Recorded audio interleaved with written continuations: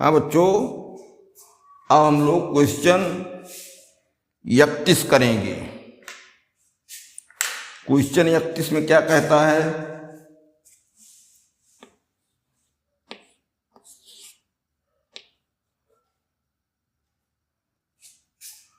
Question 31 में एक हवाई जहाज 210 मीटर ऊंचाई पर उड़ रहा है। किसी क्षण नदी के दोनों किनारों पर विपरीत दिशा में स्थित है। दो बिंदुओं से हवाई जहाज के अवनमन कोण 45 अंश और 60 अंश हैं। नदी की चौड़ाई ज्ञात कीजिए। देखो, एक हवाई जहाज 210 मीटर ऊंचाई पर उड़ रहा है। हवाई जहाज की ऊंचाई दे दिया। किसी क्षण नदी के दोनों किनारों पर विपरीत दिशा में स्थित दो बिंदुओं से हवाई जहाज के अवनमन कोण क्रमशः 45 अंश और 60 अंश है। नदी की चौड़ाई ज्ञात करो। तो वहीं जहाज से दोनों नदी के किनारों पर दो बिंदु हैं, उन पर वो अवनमन कोण देखता है। दो तरफ हैं, बीच में जहाज है, इधर एक बिंदु है, एक इधर, दाएं और बाएं एक तरफ दोनों बिंदु नहीं हैं।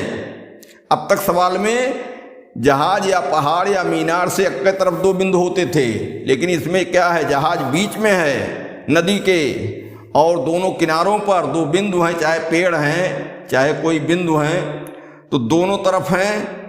तो उनके अवनमन कोण ये देखता है। अवनमन कोण 45 अंश और 60 है। नदी की चौड़ाई ज्ञात कीजिए। देखो, बड़ा आसान है। अब हम बना दें नदी। ये नदी हो गई, ठीक, ए बी, और जहाज है नदी के बीच में कहीं,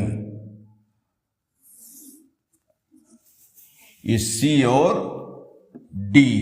ये नदी के दो किनारे हैं विपरीत दिशा में, एक बाएं एक दाएं। तो यहां अवनमन कोण देखता है।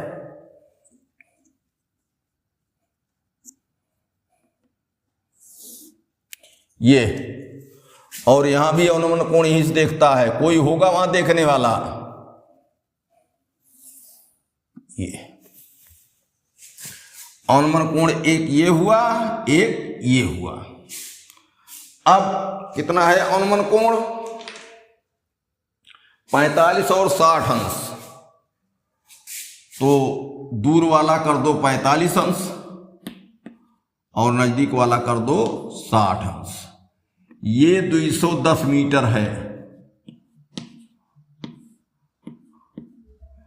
ये इतना है यक्स और ये इतना है वाई।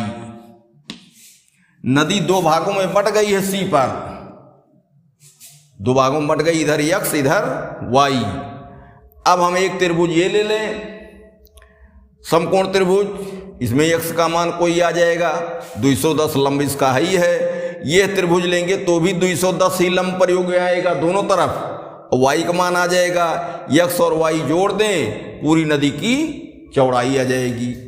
तो नदी यहां लिख दिया जाए, नदी की चौड़ाई बराबर क्या है? AB। और ये किसके बराबर रहनी चाहिए? x प्लस वाई की। ठीक, इतना हमने स्पष्ट कर दिया। x का मान निकालेंगे, y का मान निकालेंगे, दोनों जोड़ देंगे, नदी की चौड़ाई आ जाएगी। इधर समकोण त्रिभुज है, ये भी क्लियर है, लंब दिया है। इधर वाले समकोण त्रिभुज के लिए यही लंब इधर भी काम देगा, बस आराम से निकल आएगा। तो त्रिभुज ACD में, त्रिभुज ACD में tan 60 अंश बराबर लंब कितना? 210 बटे x। इसका मान क्या है? √3 बराबर 210 बटे x।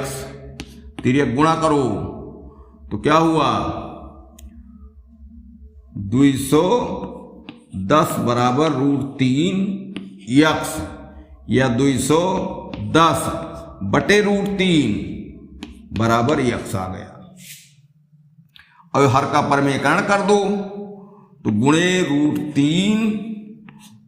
√3 तो क्या हुआ 210/3 बराबर 210 √3 है भाई, 3 बराबर यक्स, 3 सते 21, तो ये 70 √3 बराबर यक्स आ गया।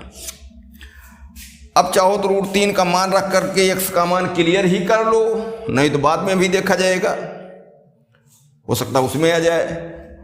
अब समकोण त्रिभुज कौन, CDB या BCD त्रिभुज BCD में tan 45 अंश, लंब यही चलेगा, इधर भी 210/y, और tan 45 अंश का मान होता है 1, 210/y, तिर्यक गुणा y बराबर 210। अब यहां जो है इसका मान रख लिया जाए,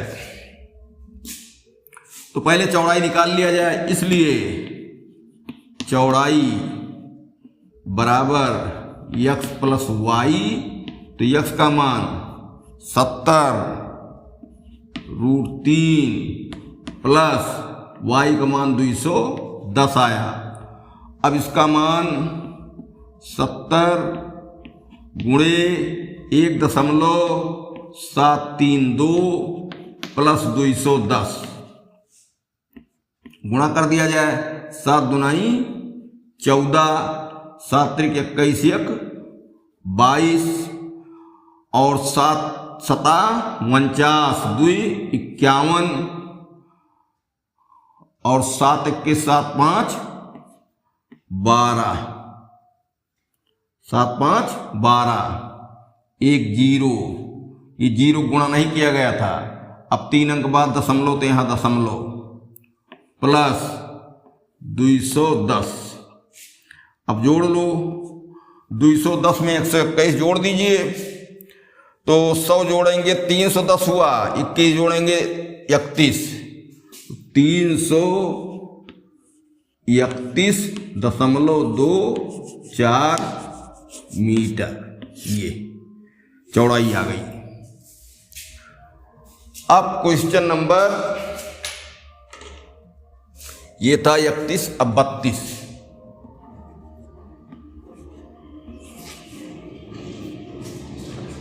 में क्या कहता है, जमीन पर एक बिंदु ए से एक जेट फाइटर का उन्नयन कोण 60 अंश है।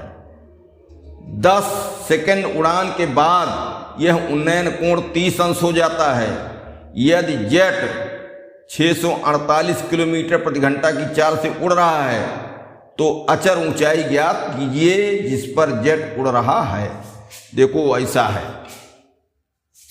एक जहाज ऊपर उड़ रहा है, जमीन से एक जगह से देखा गया तो कोई उन्नयन कोण बना किसी क्षण। अब जहाज उड़ता जा रहा आगे, तो अब दूर हो रहा है, ठीक, तो कितनी देर उड़ा, 10 सेकंड उड़ा, 10 सेकंड में कुछ चला गया होगा, तो अब क्या उन्नयन कोण हो गया 30 अंश। पहले उन्नयन कोण कितना था 60 अंश। देखो दूर जा रहा है, इसको हम इसलिए जाने कि उन्नयन कोण घट रहा है, 60 अंश से 30 अंश हुआ। अगर नजदीक आ रहा होता बिंदु की ओर तो उन्नयन कोण का मान बढ़ता। ये कह रहा है कि ए से एक जेट फाइटर का उन्नयन कोण 60 अंश है, 10 सेकंड उड़ान के बाद यह उन्नयन कोण 30 अंश हो जाता, उन्नयन कोण छोटा हो गया। तो दूर जाएंगे तभी छोटा होगा, इसका मतलब दूर की तरफ जा रहा है। यदि चाल 648 किलोमीटर प्रति घंटा है तो जहाज की ऊंचाई ज्ञात करो। देखो सवाल कुछ नहीं है, यहां जो है ये चित्र इसका बनाया जाए। ये बिंदु ए है, ठीक, और जहाज यहां है मौके पर। ये उन्नयन कोण कितना है? 60 अंश है। ये जहाज उड़ रहा है तो ये 10 सेकंड में यहां पहुंचा। अब जहाज यहां हो गया, ये, और उन्नयन कोण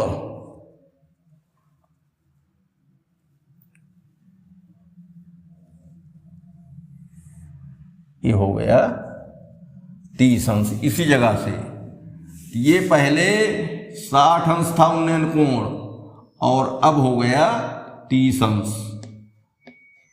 A B C D E और ये हो गई ऊंचाई h। बी डी एक दूरी है, ये हमको मिल जाएगी। टाइम कितना है? 10 सेकेंड। ठीक। चाल कितनी है? चाल है 648 किलोमीटर प्रति घंटा। 648 किलोमीटर पर आवर। तो टाइम तो 10 सेकंड दिया है, तो हम क्या करेंगे? इसको मीटर पर सेकंड में ले आवें, क्योंकि यहाँ मीटर ऊटर में ऊंचाई निकलेगी, तो चाल को मीटर पर सेकंड में पहले बदलें। तो मीटर प्रति सेकंड में चाल, तो क्या हुआ? 648 गुणे 5/18। ये 5/18 160 सूत्र के रूप में है। किलोमीटर को 1000 से गुणा किए तो मीटर आया, और घंटे को 60 गुणे 60 से किए तो सेकंड आया। उन्हीं का सरलीकरण करते हैं तो 5/18 हो जाता है। 5/18। अब 18 तिहाई 54, 18 के 18, 18 तिहाई 54, कितना बचा? 10। 18 पंचे 90, 18 छक्का 108। ये तो 36 गुणे 5। अब 5 छक 30, 5 तिहाई 15, 3 18, 180 मीटर प्रति सेकेंड की चाल हो गई। अब बताओ, सी पर था और 10 सेकंड उड़ा वैसे, तो 10 सेकंड में बीडी दूरी तय किया। तो यहां हम 10 सेकंड में दूरी अगर मालूम कर लें, हमको चाल मिल ही गई और समय 10 सेकंड दिया है, तो बीडी दूरी हमको मिल जाएगी। तो 10 सेकंड में दूरी बराबर क्या हुआ? 180 गुणे 10 बराबर 1800 मीटर। ठीक। इसलिए बीडी बराबर